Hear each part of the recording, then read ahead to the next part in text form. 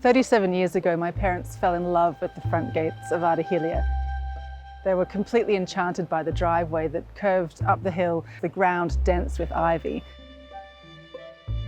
They had no idea of the history of Ard Choille, but so began the uncovering and discovery of an incredible secret garden.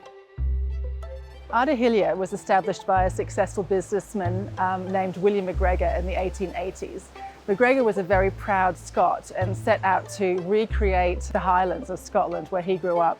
By the time we arrived, more than 100 years later, this piece of Scotland was being reclaimed by the Australian bush. My parents set about restoring McGregor's vision, and it was such an exciting time for my siblings and I because we were uncovering the lochs and ponds and the trout hatchery and things that had parts of the garden that had been overrun by the forest. So that first summer that we had here in 1987, we spent hours every day just cutting back bracken and blackberries and uncovering one pond at a time. All my parents really had were the landscape plans of the garden, so they knew that it existed. They knew that under all the bracken and all the rubbish was a beautiful garden, and included in that was the trout hatchery. And initially it was just one brick that we found, and then my father spent weeks digging this trout hatchery out. So it was a really, really exciting time right at the beginning.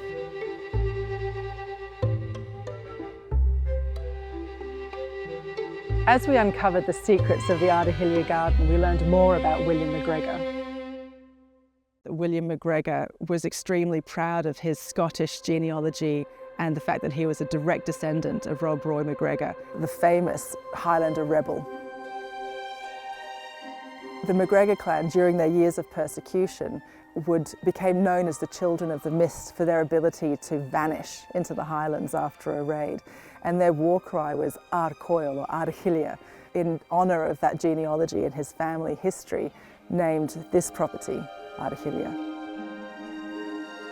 One thing that I often think about when I walk around this garden is that we're really enjoying McGregor's vision and his version of paradise that he set out to create in the 1880s within the context of the Australian forest. McGregor truly embraced the Victorian obsession with rare plants and gardening. As a result, Ard Choille is a treasure trove of rare and exotic plants, including weeping elms, liquid ambers, tulip trees, Japanese cryptomeria, and a number of varieties of European oaks. My mother worked really hard over the years to maintain and add to this incredible arboretum.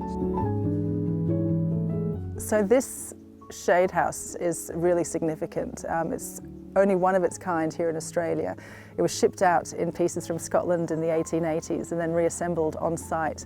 For it to still be standing today in such great condition is really incredible.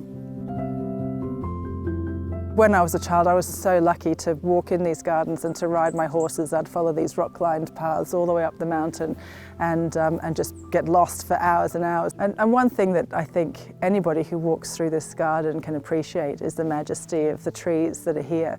And not only the trees that McGregor planted they're 130 years, 140 years old now, but alongside the native giants that were here before.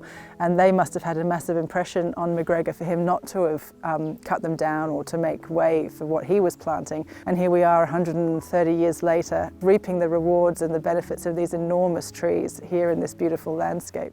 But ultimately, it's such an enormous undertaking, looking after these sorts of gardens, that really I think you're only ever custodians of gardens like this.